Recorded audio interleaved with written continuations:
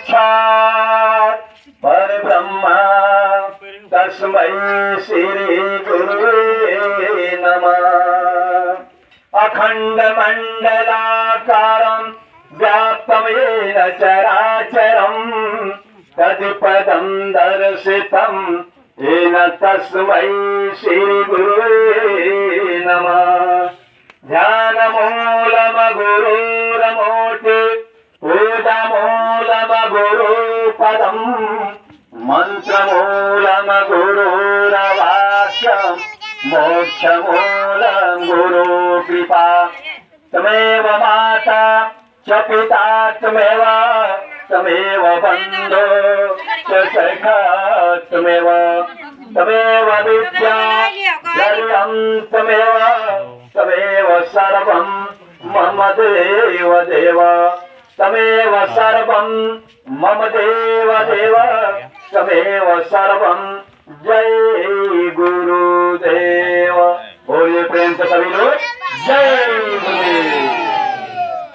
देखिए प्रेमियों, 108 दिवसीय काफिला लेके बाबा जय गुरुदेव जी महाराज जी के उत्तराधिकारी सदैव पूज्य बाबा पंकज जी महाराज जय गुरुदेव धर्म प्रचारक संस्था के राष्ट्रीय अध्यक्ष आपके जिला में 2 सितंबर से या 1 ब्लॉक में 2 सत्संग 2 कार्यक्रम हो रहा है। अभी आपके जिले में 26 तक लगभग चलेगा। उसके बाद श्रावस्ती जिला में, फिर बलरामपुर, फिर गुंडा, अभी 17 नवंबर तक यह समापन होगा। तो महाराज जी इतने देश से चल रहे हैं, आपके जिला में अभी सत्संग चल रहा है। तो देखिए आखिर महाराज जी आप सबको क्या बताना चाहते हैं, क्या संदेश देना चाहते हैं, वही बात आपको यहाँ कुछ बता दिया जाएगा। अब बाकी तो महाराज जी ही कल पूरा का पूरा बात बताएंगे। तो कहने का मतलब यह है प्रेमियों, संत महात्मा आते हैं हमारे आपके भलाई के लिए, हमको आपको अच्छी बात बताने के लिए, संदेश देने के लिए। अभी तो सभी पूज्य बाबा पंकज जी महाराज जी आपके वहां आए हैं, लेकिन बाबा जी जो जय गुरुदेव जी महाराज जी थे वो सन 1952 से लेकर 2012 तक पूरे हिंदुस्तान में ऐसे ही वो काफिला निकालते थे, 3-3 महीना 2-2 महीने का। हर प्रांत में जिला में जा करके एक जीव को दीक्षा नाम दान देने के लिए, ज्ञान देने के लिए लाखों का डीजल पेट्रोल गुरु महाराज को जला करके पहुंचते थे प्रेमियों के पास। तो बाबा जय गुरुदेव जी महाराज जी 60 वर्ष पूरा जो है सो अपना देश में सत्संग सुनाए। तो आखिर क्या वो बात बताते थे ये आप लोग जान लीजिए। सन 1980 तक बाबा जय गुरुदेव जी महाराज जी के 20 करोड़ लोग चला इस देश में बन गए, जो अनेक बुराइयों में फंसे थे, जो उनका मन खराब हो गया था। बाबा जी ने अपना वो ज्ञान की बात बताकर, सत्संग सुना करके और उनको भजन का माला पकड़ा दिया, उनको शाकाहार बना दिया। उनका परिवार अमन चमन से आज तक खुशहाली से अपने परिवार में रह रहे हैं। तो बाबा जी जानते हैं क्या बात बताया। बाबा जय गुरुदेव जी महाराज जी सत्संग सुनाते हुए कहे थे, अरे गांव के प्रेमियों, देश के प्रेमियों, आप जिस देश में रहते हैं इस देश का नाम है भारतवर्ष, हिंदुस्तान। लेकिन संत महात्मा एक नाम इसका और रखे हैं, इसका नाम है मृत लोक। यहाँ लोग मरते हैं और जन्मते हैं और जन्मते हैं फिर मरते हैं, एक कई युगों से लगा हुआ है। तो बाबा जय गुरुदेव जी महाराज जी ने कहा, इस मृत लोक में भगवान ने आपको पैदा किया और हमको भी पैदा किया। बचपन में आपका भी नाम आपके माता पिता ने रखा और बचपन में हमारा भी नाम हमारे माता पिता ने रखा। ये बाबा जी सबसे बताए। तो बाबा जी कहते हैं कि बड़े भाग्य से यह मनुष्य शरीर आपको मिला और बड़े भाग्य से मनुष्य शरीर हमको भी मिला। बाबा जी ने कहा, आपके हिंदू धर्म ग्रंथ में भी लिखा है कि बड़े भाग्य मानुष तन पावा असुर दुर्लभ सत ग्रंथ ही गावा। ये बाबा जी बताते हैं ये जो हमको आपको मनुष्य शरीर मिला है, ये रामायण में लिखा है, रामचरितमानस में, ये बड़े भाग्य से मिला है। कई जन्म हम लोग भटके अनेक जीवनियों में, पशु में, जानवर में, पक्षियों में कई बार भटके हम लोग जन्म लिए, मरे, तब जाकर के कई जन्मों का पूर्ण इकट्ठा हुआ तो हमको आपको मनुष्य शरीर मिला। इस मनुष्य शरीर को पाने के लिए देवी देवता लोग तरसते हैं कि हमको भी एक बार मनुष्य शरीर मिल जाए। तो ये बात हमारे हिंदू समाज को आज तक नहीं समझाया गया, बताया गया कि मनुष्य शरीर में हम आए हैं तो हमसे तो बहुत बड़े देवी देवता हैं, तो देवी देवता क्यों मनुष्य शरीर चाहते हैं। अगर यह बात हिंदू समाज को बता दिया होता विद्वानों ने तो आज बाबा पंकज जी महाराज जी को इतना मेहनत करना नहीं पड़ता। यही बात समझाने के लिए वो आए हैं कि मनुष्य शरीर में देवी देवता आखिर क्यों आना चाहते हैं। सुन लीजिए क्यों आना चाहते हैं। पूरे छीणे मृत लोकी, अरे प्रेमियों, ये जो देवी देवता है उनका भी पूरे दिन खत्म हो जाता है, फिर से आकर के यहाँ जन्म लेते हैं। और जब जन्म लेते हैं तो बहुत अमीर बन करके आते हैं, बहुत अमीर और अमीर बन करके आते हैं। जब लक्ष्मी होती है पास में तो इनसे पाप हो जाता है, क्योंकि लक्ष्मी का सवारी उल्लू होता है कि नहीं होता है।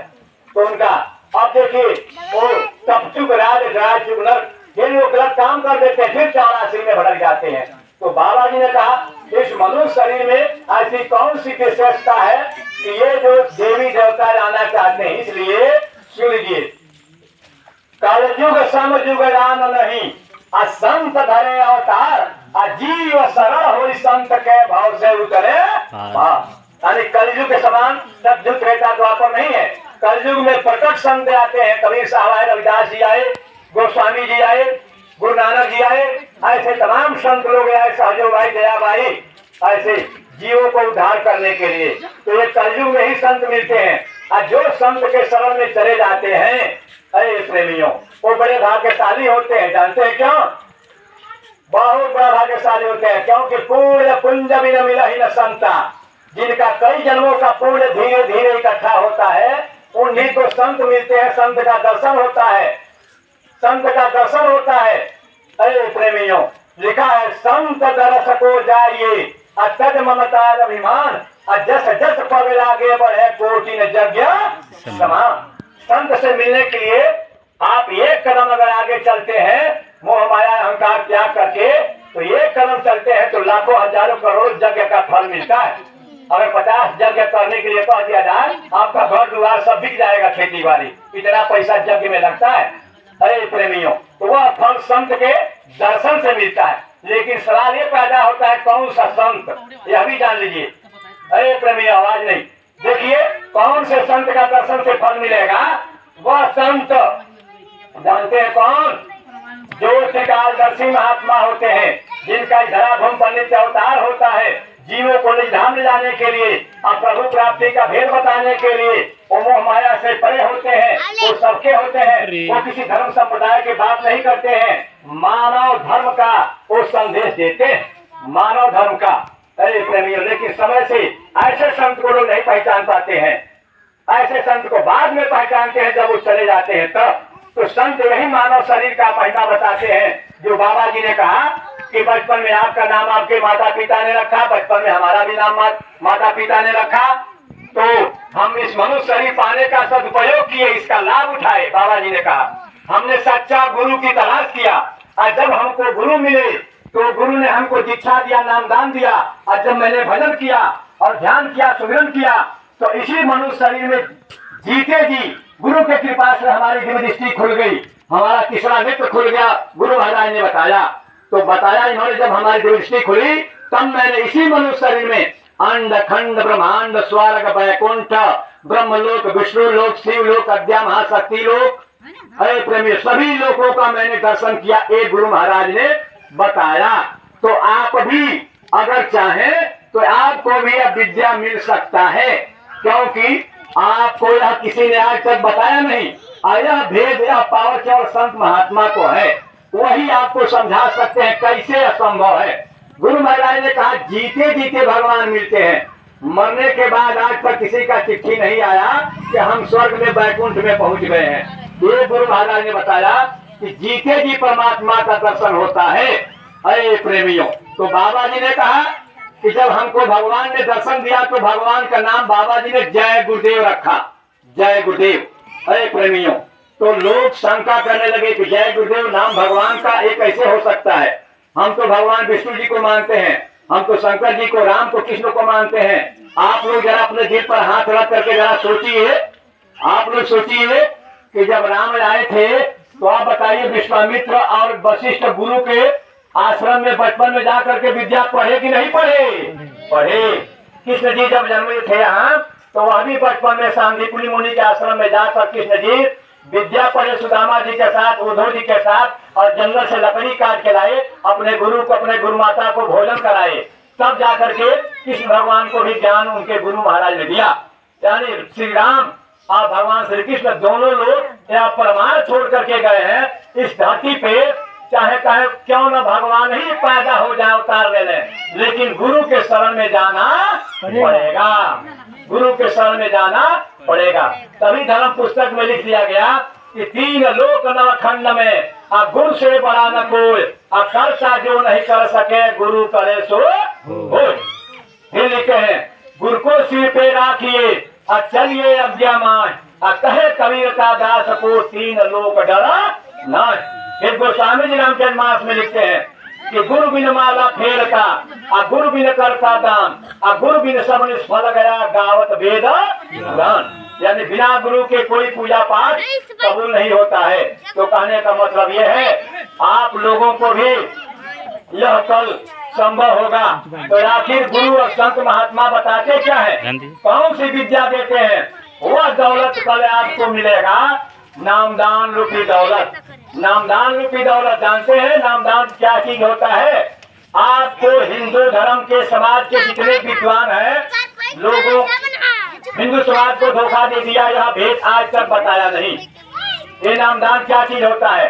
आपके धर्म पुस्तक में रामायण रामचरितमानस में लिखा है, क्या लिखा है? कलयुग योग्य यज्ञ नहीं जाना, एक आधार नाम गुण गाना। कलयुग एक नाम आधारा, सुमिर सुमिर नर उतरहि पारा। कलयुग कर्म धर्म नहीं होई, नाम बिना उद्धार न होई। एक नाम जिसने लिया असाधु और गुणवंत, 3 नर मुक्ति पाइया सुनो कबीरा संत। तो पावन नाम सुमिर हनुमानु, अपने बस करी राखहु रामु।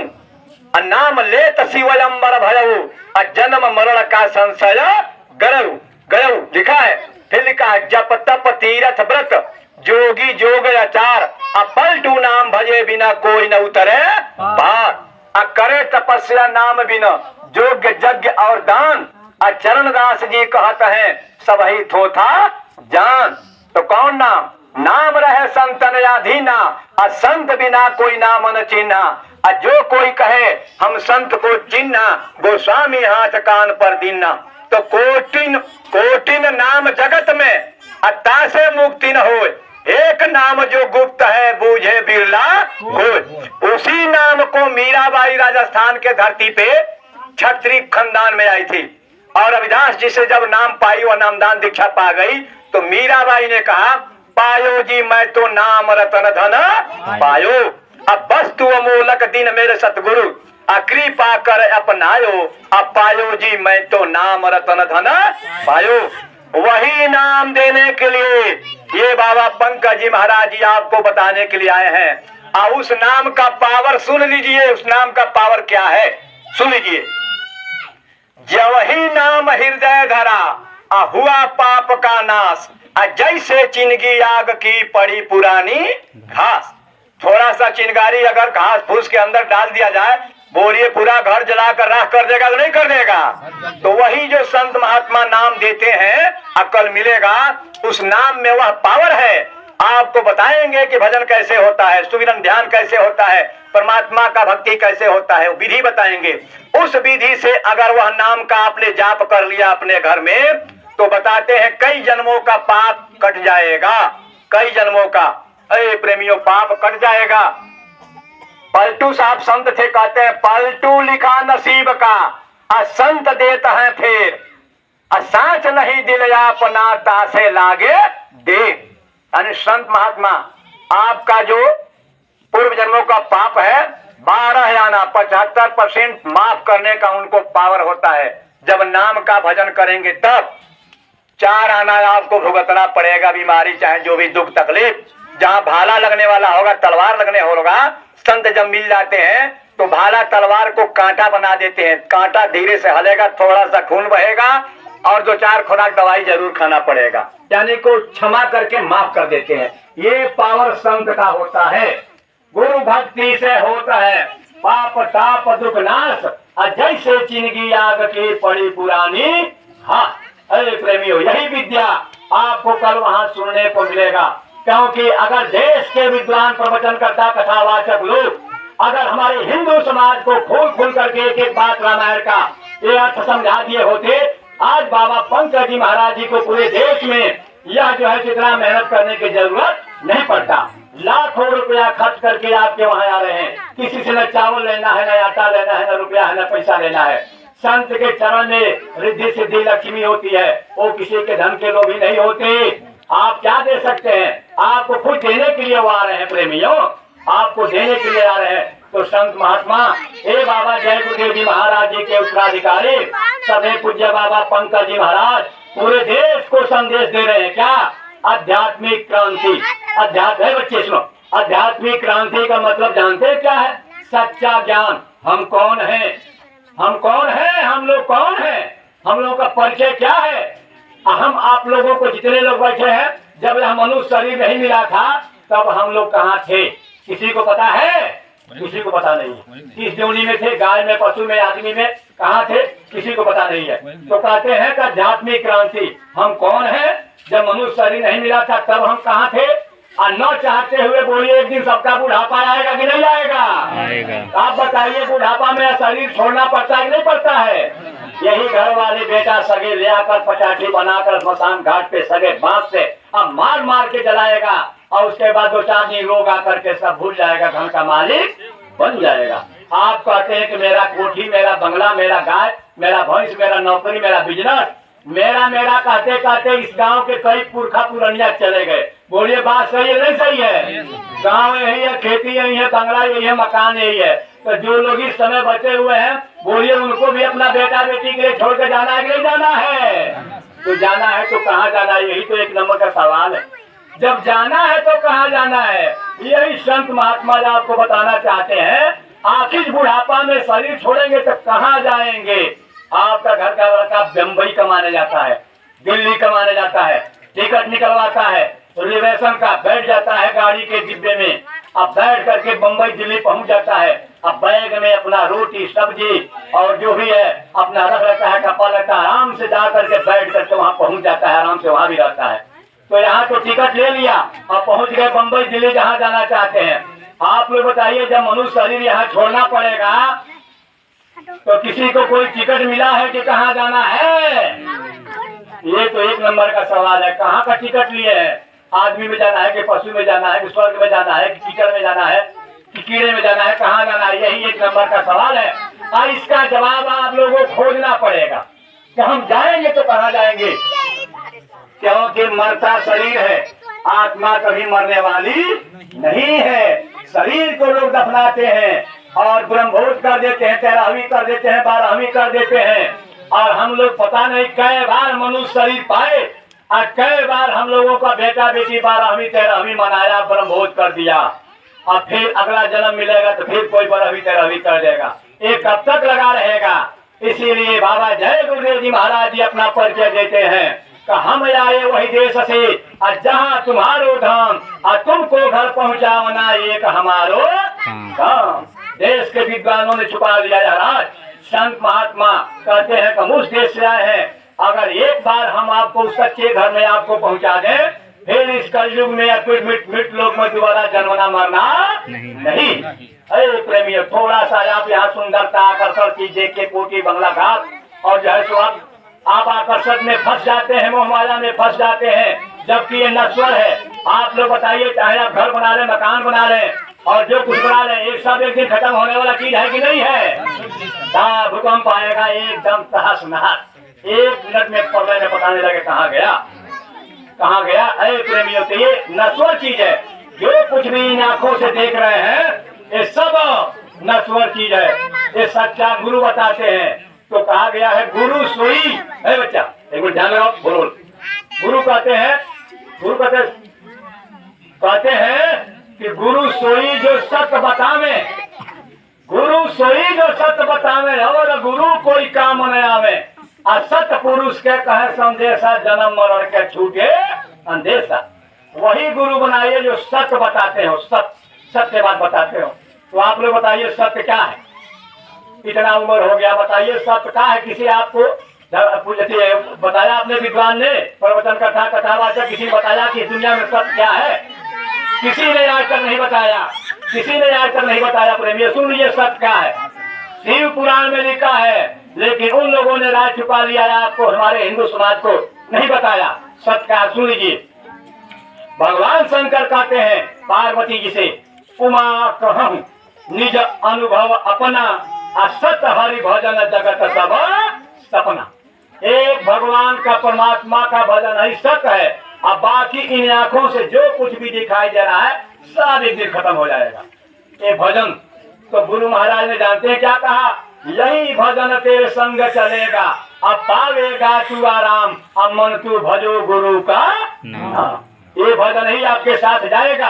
और वो भजन जानते हैं क्यों जरूरी है, लवण बिना जस व्यंजन जैसे, अब भजन बिना न रसो ही ऐसे। जैसे आपके घर में भोजन बन रहा है, अगर भोजन बन रहा है सबसे कम दाम का नमक है, अरे नमक है, और आप बताइए वो नमक अगर दाल में सब्जी में न पड़े तो वहां पे कोई भोजन करेगा? तो बोलिए नमक का महत्व है कि नहीं है? ऐसे ही मनुष्य शरीर पाए है तो इसमें भजन का महत्व है। क्यों? मानुष देह मिला भक्ति हेतु, माया में बद बने अचेतु, मानुष देह पाई के अचूके अब की बार, लख 84 भटकत फिरे कभी न हो उद्धार। इस बार मिला है, अगर चूक गए तो फिर दोबारा ये मिलने वाला नहीं है। अरे प्रेमियों सुन लीजिए, इस संत महात्मा का यह संदेश है। आपसे एक पैसे का लोभ लालच महात्मा को नहीं है, एक पैसे का नहीं लोभ लालच है। बस आपको सही बात बता दिया जाए, ताकि कल को कोई इधर प्राकृतिक आपदा आ जाता है, कोई प्राकृतिक आपदा आ जाता है, तो आप ये न कह सके कि हमको कोई सच्चा संत नहीं मिला, कोई हमको बताया नहीं।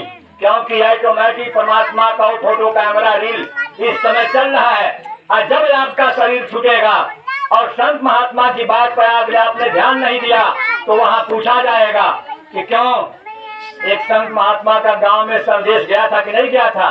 तो आप लोग बताइए, झूठ बोलेंगे कि नहीं गया था?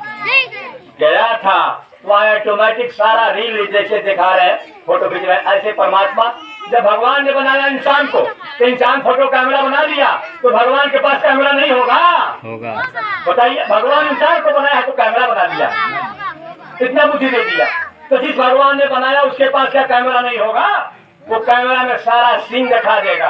आपके गांव में तो संत का संदेशा गया था, लेकिन आपने ध्यान नहीं दिया, खाने कमाने में बस लगे रहे। तो दुनिया के लोग चाहे अमीर हो चाहे हो गरीब, चार काम करते हैं, चाहे स्त्री चाहे पुरुष। सुनिए कौन सा काम करते हैं? खूब मेहनत करके अधिक से अधिक रुपया पैसा धन कमाना, और उसके बाद भात पेट बढ़िया से बढ़िया भोजन खाना, और रात भर खूब खर्राटा होकर के सोना, और सुबह पैखाना। चार काम के अलावा कोई और काम है? नहीं, कोई काम नहीं। आप बताइए, चार काम तो आपके गांव में जो बैल है, गधा है, घोड़ा है, वो भी कर लेता है, वो भी वजन ढोता है, कुछ कमाता है, और तब खाता है तो सोता है तो पैखाना करता है। चार काम पशु होकर करे, चार काम आदमी होकर के करे, बोलिए कोई अंतर रह जाएगा? नहीं। तो महात्मा पांचवा काम समझाते हैं और भेजते हैं संदेशा, बता दो कि मनुष्य होने के नाते पांचवा काम क्या है। पांचवा काम यह है कि हरि का भजन पेट का धंधा, जो न करे सो मूर्ख अंधा। भगवान ने पेट दिया है तो बैठ करके नहीं खाना है, कमाना है, मेहनत करना है, खेत में, बिजनेस में, व्यापार में, नौकरी में, अपने बच्चों को पालना है, किताब कापी का व्यवस्था करना है, शादी विवाह करना है, बीमारी का इलाज कराना है, बैठ करके नहीं खाना है, बहुत मेहनत करना है। तो गुरु महाराज कहते हैं 22 घंटा अपने परिवार के लिए मेहनत करो। लेकिन जिस परमात्मा ने आपको इतना सुंदर शरीर दे दिया, हाथ पैर दे दिया, और इतना सुंदर बुद्धि दे दिया, आप शाम को बैठते हो, जब अपने बिस्तरा पे सारा लोग घर में सो जाते हैं, तो बैठ करके अपने बिस्तरा पर कहो, हे दुनिया के मालिक प्रभु परमात्मा ईश्वर खुदाघाट, आपकी बड़ी कृपा है, आपने हमको मनुष्य शरीर दिया, और भूल चूक से कोई गलती गुनाह पाप हमसे हो गया हो तो हमारे गुनाहों को आप क्षमा करें, हमको सद्बुद्धि है, ताकि हमसे कोई गलती गुनाह पाप न हो जाए।